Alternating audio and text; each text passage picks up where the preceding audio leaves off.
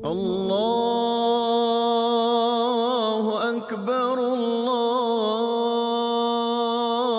Akbar,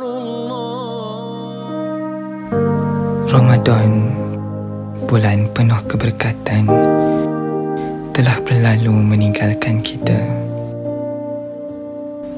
Namun, kebaikan yang kita amalkan tetap hidup dalam diri.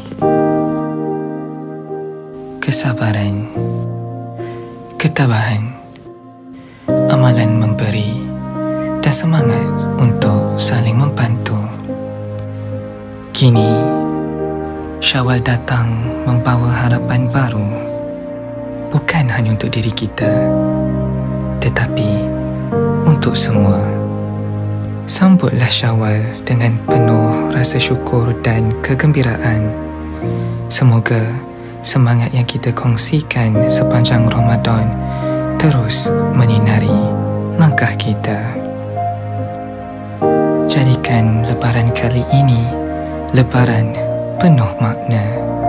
Selamat Hari Raya Aidilfitri.